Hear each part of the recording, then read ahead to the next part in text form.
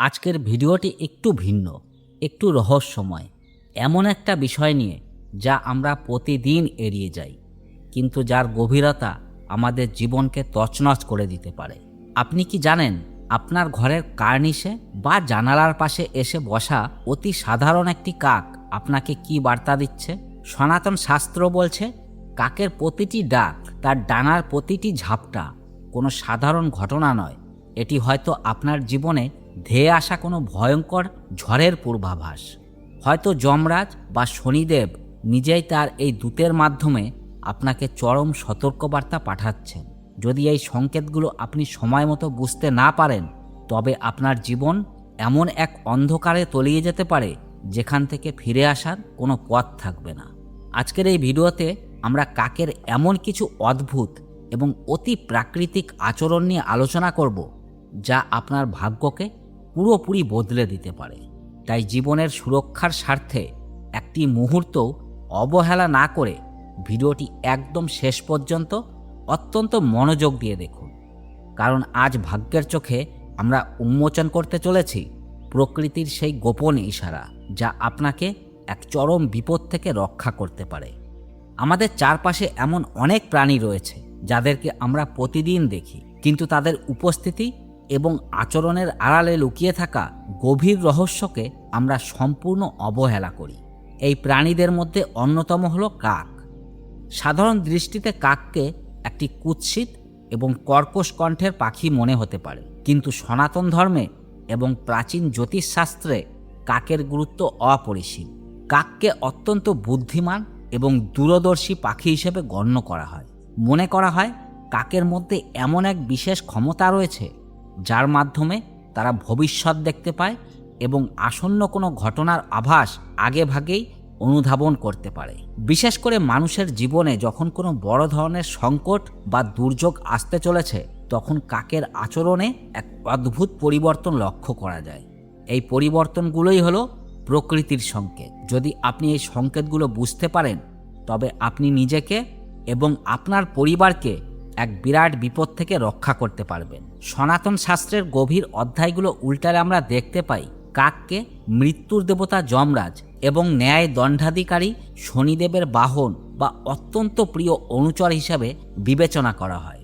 যমরাজ যখন কোনো মর্তলোকের মানুষের আয়ু শেষ হওয়ার সংকেত পাঠান, বা শনিদেব যখন কোনো ব্যক্তির কর্মফলের চরম বিচার করতে আসেন, তখন তাদের প্রথম সংকেতটি আসে এই কাকের মাধ্যমেই।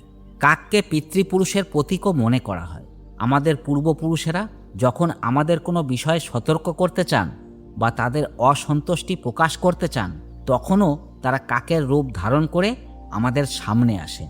তাই কাকের কোনো আচরণকেই কাকতালীয় বা সাধারণ ঘটনা বলে উড়িয়ে দেওয়া চরম মূর্খতা ছাড়া আর কিছুই নয়। ধরা যাক, আপনি প্রতিদিনের মতো সকালে ঘুম থেকে উঠেছেন এবং হঠাৎ দেখলেন একটি কাক আপনার ঘরের জানালার কাছে বারবার ঠোকর মারছে, অথবা ঘরের ভেতর ঢোকার জন্য এক অদ্ভুত ছটপটানি দেখাচ্ছে। সাধারণ মানুষ হয়তো ভাববেন কাকটি খাবারের খোঁজে এসেছে, কিন্তু শাস্ত্র বলছে এটি অত্যন্ত অশুভ এক লক্ষণ। যদি কোনো কাক আপনার ঘরের মূল দরজার সামনে বা জানালার ওপর বসে অনবরত কর্কশ্বরে ডেকে চলে এবং তার সেই ডাকের মধ্যে এক ধরনের আর্তনাদ বা ছটপটানি থাকে, তবে বুঝতে হবে আপনার পরিবারে কোনো মারাত্মক রোগ বা আকস্মিক কোনো দুর্ঘটনা ঘটতে চলেছে। এটি আসলে যমরাজের তরফ থেকে আসা এক চরম সতর্কবার্তা, যা আপনাকে জানাচ্ছে যে আপনার ঘরের কোনো সদস্যের ওপর মৃত্যুর ছায়া মণ্ডলাচ্ছে। এই ধরনের সংকেত পাওয়ার পর প্রতিটি পদক্ষেপে অত্যন্ত সতর্ক হওয়া প্রয়োজন। কাকের আগমনের সময় এবং দিকও কিন্তু অত্যন্ত গুরুত্বপূর্ণ ভূমিকা পালন করে। জ্যোতিষশাস্ত্রের দিক নির্ণয়ের এক বিশাল মহত্ব রয়েছে। যদি কোনো ব্যক্তি কোনো জরুরি কাজে বা শুভ অনুষ্ঠানে বাড়ি থেকে বের হওয়ার সময় দেখেন যে একটি কাক তার বাম দিক থেকে উড়ে এসে ডান দিকে চলে গেল, তবে বুঝতে হবে তার সেই কাজটি সফল হতে চলেছে। কিন্তু এর ঠিক বিপরীত ঘটনাটি ঘটলে, অর্থাৎ কাক যদি ডান দিক থেকে বাম দিকে উড়ে যায়, তবে তা চরম বাধার সংকেত। এর অর্থ হলো আপনি যে কাজে যাচ্ছেন সেখানে আপনার বড় ধরনের অর্থহানি বা মানহানি হতে পারে। এমনকি সেই যাত্রা আপনার জন্য প্রাণঘাতীও প্রমাণিত হতে পারে। তাই এমন সংকেত দেখলে সেই যাত্রা সাময়িকভাবে স্থগিত রাখাই বুদ্ধিমানের কাজ হবে। অনেকেই হয়তো লক্ষ্য করেছেন, মাঝে মাঝে রাতের অন্ধকারে যখন চারদিক নিস্তব্ধ থাকে তখন হঠাৎ কোনো কাকের ডাক শোনা যায়। কাক মূলত দিনের বেলার পাখি। সূর্যাস্তের পর তারা তাদের নীড়ে ফিরে যায় এবং রাতে সাধারণত নীরব থাকে। কিন্তু যদি কোনো গভীর রাতে আপনার বাড়ির আশেপাশে কোনো কাকের কর্কশ ডাক শুনতে পান, তবে তা এক ভয়াবহ অমঙ্গলের ইঙ্গিত। মনে করা হয় রাতের বেলা কাকের ডাকের অর্থ হলো সেই স্থানে কোনো নেতিবাচক শক্তি বা অশুভ আত্মার প্রভাব বৃদ্ধি পেয়েছে। এটি আপনার বাড়িতে কোনো বড় ধরনের আর্থিক ক্ষতি, পারিবারিক কলহ বা ব্যবসার পতনের আগাম সংকেত দেয়। শনিদেবের কুদৃষ্টি যখন কোনো পরিবারের ওপর পড়ে তখন রাতের বেলা কাকের এই ধরনের অদ্ভুত আচরণ প্রকাশ পায়। কাকের শারীরিক স্পর্শও মানুষের ভাগ্যের ওপর গভীর প্রভাব ফেলে। আপনি হয়তো রাস্তা দিয়ে হেঁটে যাচ্ছেন আর হঠাৎ একটি কাক এসে আপনার মাথায় বা কাঁধে আঘাত করে চলে গেল। সাধারণ মানুষ এটিকে পাখির অসাবধানতা মনে করে হেসে উড়িয়ে দিতে পারেন, কিন্তু সমুদ্র শাস্ত্রে এই ঘটনাকে অত্যন্ত ভয়ানক বলে বর্ণনা করা হয়েছে। যদি কোনো কাক কোনো মানুষের মাথায় বসার চেষ্টা করে বা ডানা দিয়ে আঘাত করে, তবে বুঝতে হবে সেই ব্যক্তির ওপর কোনো মারাত্মক আইনি জটিলতা, রাজদণ্ড বা সামাজিক কলঙ্কের বোঝা চেপে বসতে চলেছে। এটি ইঙ্গিত করে যে আগামী দিনে আপনার এমন কোনো গোপন তথ্য বা ভুল সবার সামনে চলে আসতে পারে, যার ফলে সমাজ আপনাকে চরমভাবে ধিক্কার দেবে। আপনার দীর্ঘদিনের উপার্জিত সম্মান এক নিমেষেই ধুলোয় মিশে যেতে পারে। শুধু তাই নয়, কাকের ডানা থেকে যদি কোনো পালক আপনার গায়ে খসে পড়ে, তবে তাও ভালো লক্ষণ নয়। এটি আপনার শরীরে কোনো দীর্ঘস্থায়ী এবং কষ্টদায়ক রোগের বাসা বাঁধার সংকেত। বিশেষ করে যদি সেই পালকটি কালো এবং নোংরা হয়, তবে তা নির্দেশ করে যে আপনার ওপর কোনো শত্রু কালো জাদু বা তুকতাক করেছে। শত্রুর কুদৃষ্টি এবং তাদের ষড়যন্ত্রের কারণে আপনার পুরো জীবন ছারখার হয়ে যেতে পারে।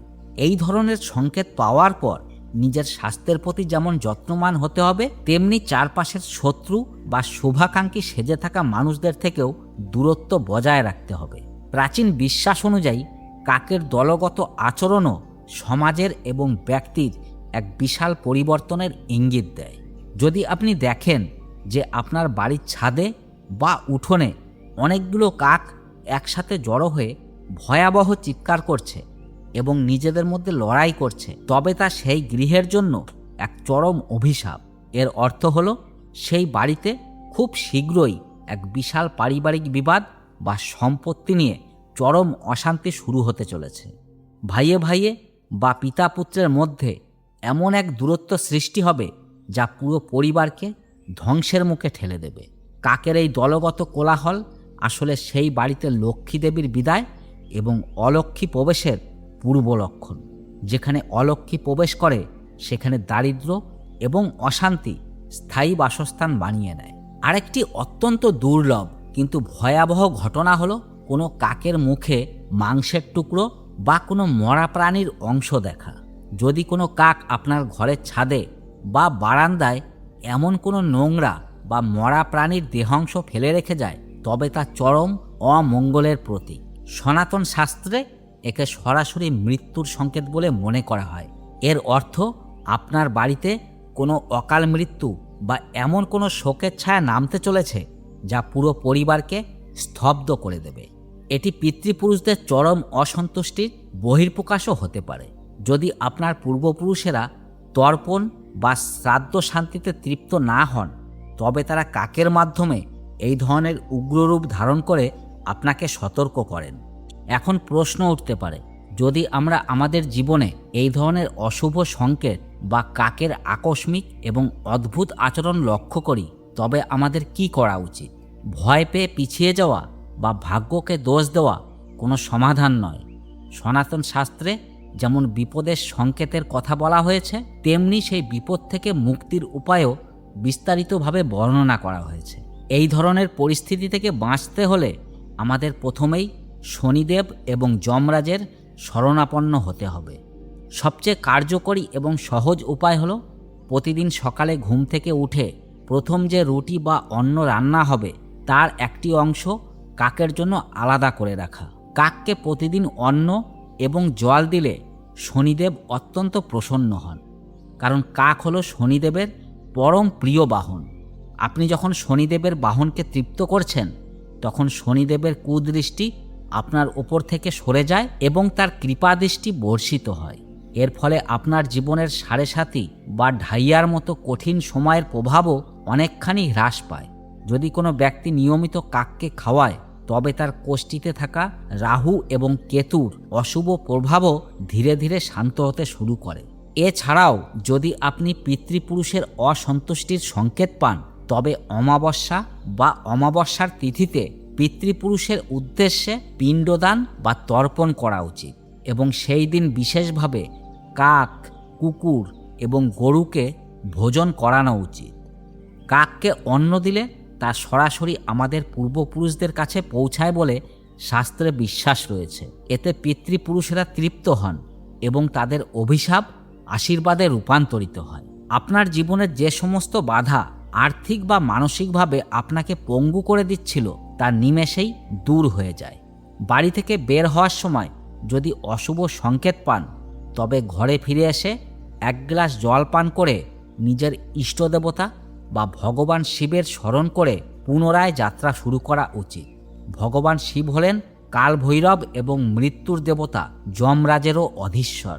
তার নাম স্মরণ করলে সমস্ত অশুভ শক্তি এবং আসন্ন বিপদ দূর হয়ে যায়।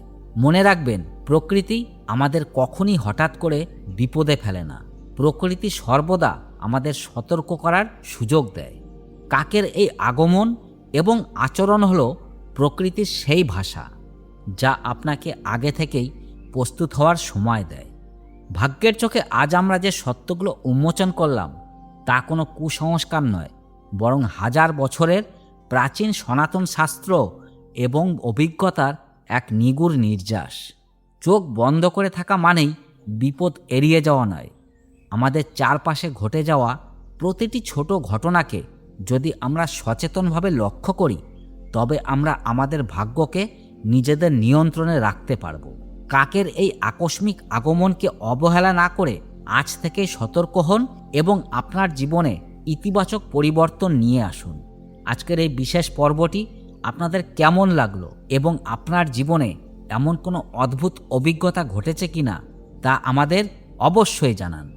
আপনার একটি সচেতনতা হয়তো আপনাকে এক বিশাল ধ্বংসের হাত থেকে রক্ষা করতে পারে। সর্বদা চোখ রাখুন আপনার ভাগ্যের ওপর, কারণ ভাগ্য বদলাতে সময় লাগে না।